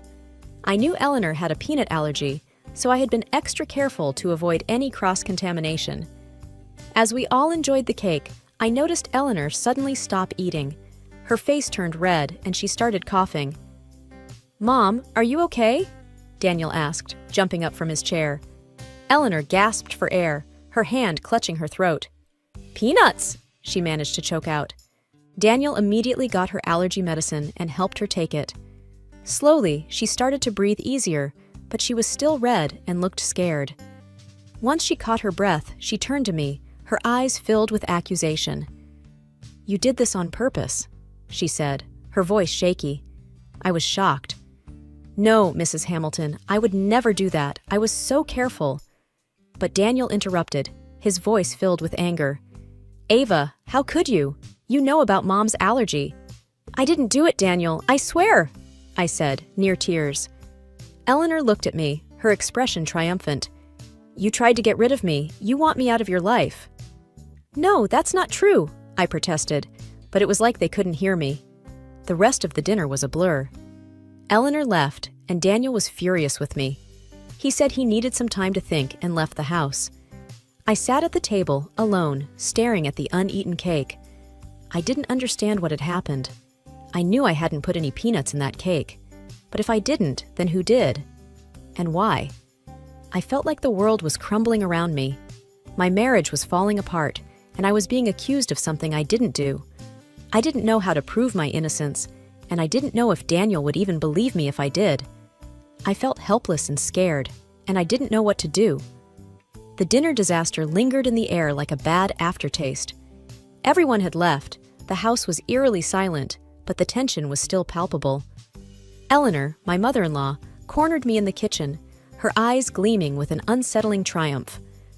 "Well, Ava, I guess now everyone will see you for who you really are. A criminal," she sneered. I stared at her in disbelief. "Eleanor, this is insane. I didn't do anything to the cake." "Oh, but who will believe you now?" she said, her voice laced with venom. "However, there's a way out for you. Divorce Daniel and sign the house over to him. Do that, and I won't go to the police." My heart pounded in my chest. This was blackmail. "You can't be serious," I managed to say. "Oh, I am very serious," she said, a wicked smile spreading across her face. Before I could respond, Daniel walked in. His face was hard, unreadable. "Is it true, Ava? What my mother is saying?" he asked, his voice cold. I looked at him, desperately hoping he would see reason. "Daniel, please, you have to believe me. I didn't do anything. Your mother is trying to frame me." But his expression didn't change. "I don't know what to believe anymore, but right now I'm siding with my mother. I want a divorce, Ava, and the house should be mine." I felt like the ground had been pulled from under my feet. This was not the man I married. This was not the Daniel I loved. "No, Daniel, you can't do this. We built this life together. Please, see reason," I pleaded. But he didn't budge. "It's over, Ava. I've made up my mind." Eleanor watched the scene, a satisfied smirk on her face. But I wasn't going to let her win. Not like this. Without another word, I pulled out my phone and called the police. If Eleanor wanted to play this game, then let's play it with all cards on the table. When the police arrived, Eleanor immediately started her performance, tears and all, claiming I tried to kill her with peanuts. I stood my ground. "That's not true. I didn't do anything to the cake. She's trying to frame me because she wants me out of her son's life." The officers looked between us, clearly trying to figure out who to believe. And then I took out my main trump card. I had installed them in the kitchen for my baking blog. "Wait," I said. "There might be footage. We can check the kitchen cameras." Everyone's eyes turned to me. Daniel looked confused, but Eleanor's face drained of color. We all went to the kitchen, and I pulled up the footage on my laptop. The video showed the kitchen, the cake on the counter. And then, there she was, Eleanor sneaking into the kitchen, looking around before pulling something out of her purse and sprinkling it over the cake. The room fell silent as the truth revealed itself on the screen. Eleanor tried to speak, to explain, but her words were empty. The evidence was right there. Daniel looked from the screen to his mother, his face a mix of shock and betrayal. The police took Eleanor away, and Daniel and I were left in the echoing silence of the house. He tried to apologize, to explain, but the damage was done. Trust, once broken, is not easily mended. The day of the court hearing arrived like a storm, full of tension and uncertainty. The courtroom was intimidating, with its high ceilings and the judge's stern gaze. My heart pounded as I took my seat, feeling like I was in some surreal movie. The proceedings began, and Eleanor, my mother-in-law, was the first to take the stand. Dressed in a somber outfit, she looked the part of a distressed victim. Her performance was Oscar-worthy. With trembling hands and a quavering voice, she portrayed herself as an innocent, wronged by my alleged malicious actions. I can't believe she would do something like this to me," Eleanor whimpered, dabbing her eyes with a tissue. My fists clenched in my lap. It was infuriating to watch she poses as a victim. Then, without warning, Eleanor clutched her chest and collapsed, feigning a faint. The courtroom erupted into chaos. "Is there a doctor here?" someone shouted. I sat there, frozen, as people rushed to her aid. This was another one of her theatrics, but it was working. The judge called for a recess, and Eleanor was taken out of the courtroom, still playing the role of the frail, aggrieved mother. When the trial resumed, it was Daniel's turn to testify. My heart ached as I looked at him, the man I once loved, now a stranger willing to believe the worst in me. "Your Honor, I can't express how shocked I was," Daniel said, his voice steady but cold. "I trusted Ava, and to think she could have done something so heinous. His words cut through me like a knife. He was completely under his mother's spell, blinded by her manipulations. My lawyer presented my defense, highlighting Eleanor's history of hostility towards me and bringing forth the evidence of the kitchen video. The footage was clear, showing Eleanor surreptitiously adding peanuts to the cake. As the video played, there were murmurs in the courtroom. Eleanor's facade began to crumble, but she still clung to her act. "This is a setup! She's trying to frame me!" Eleanor cried out, but her words sounded hollow now. The judge watched the video intently, his expression unreadable. When it finished, he called for a recess to deliberate. Sitting there, waiting for the verdict, felt like an eternity. My entire life hung in the balance, based on the decision of a man who had never met me before today. Finally, the judge returned. The courtroom fell silent as he began to speak. After reviewing the evidence presented, it is clear that the allegations against Mrs. Ava Hamilton are unfounded. The video footage shows Mrs. Eleanor Hamilton adding the allergen to the cake herself. I let out a breath I didn't realize I was holding. Relief washed over me, followed by a surge of vindication. Eleanor let out a wail, still clinging to her victimhood, but her cries fell on deaf ears now. The judge continued, "Therefore, I find Mrs. Ava Hamilton not guilty of the charges against her." Tears filled my eyes, not of sadness, but of relief and triumph. The truth had prevailed, despite Eleanor's theatrics and Daniel's accusations. As I left the courtroom, I felt a weight lift off my shoulders. It was over. I had faced my fears and stood up for myself. After the trial, life seemed to move in a blur. Winning the case brought relief, but it also left a gaping hole where my former life used to be. The house felt even emptier now. I missed Daniel, despite everything, but life had to go on. I threw myself into my work, finding solace in baking and my blog. My followers were a source of strength, sending messages of support and love. It felt good to be understood and appreciated. One day, while I was recording a new recipe, my phone buzzed. It was a text from my friend Mia. "Coffee? I have news." I smiled, grateful for the distraction. Mia had been a rock through all of this. We met at our usual cafe, a cozy little place with the best lattes in town. "Ava, you look better!" Mia greeted me with a warm hug. "Thanks, Mia. So, what's the news?" She grinned, her eyes sparkling.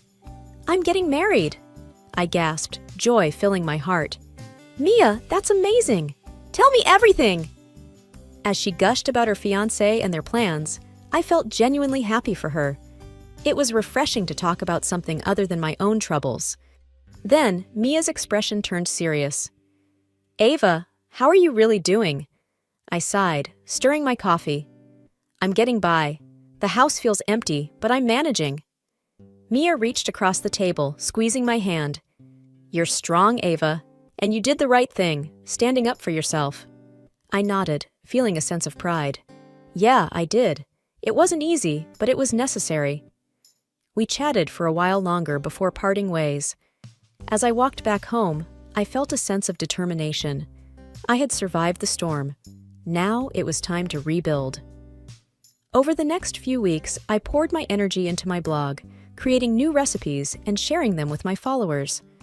The positive feedback was uplifting. It felt good to be doing something I loved, something that brought joy to others. Then, one afternoon, I received a letter. It was from Eleanor's lawyer. My heart raced as I opened it. Inside was a formal apology from Eleanor. She expressed her remorse for her actions and the pain she had caused. I read the letter, but behind every word were hidden her taunts, insults, and threats. I realized I couldn't forgive her. Not now. The next day, I received another piece of news. The divorce papers had been finalized. My marriage to Daniel was officially over. It was a bittersweet moment. A chapter of my life had closed, but a new one was waiting to be written. I called Mia to share the news. "It's official. The divorce is finalized." Mia's voice was gentle. "How do you feel?" "I don't know," I admitted. "Relieved, I guess. Sad, too. It's complicated." "Take your time, Ava. Healing isn't a race." Her words comforted me. I knew I had a long road ahead, but I also knew I wasn't alone. That night, I baked a cake. Not for a video or a client, but for myself. As I mixed the batter and preheated the oven, I felt a sense of peace. Baking had always been my sanctuary, and it felt good to be in my element. As the cake baked, the sweet aroma filled the house, bringing back memories. Some were painful, but others were filled with love and laughter. I realized then that those memories were a part of me, a part of my journey.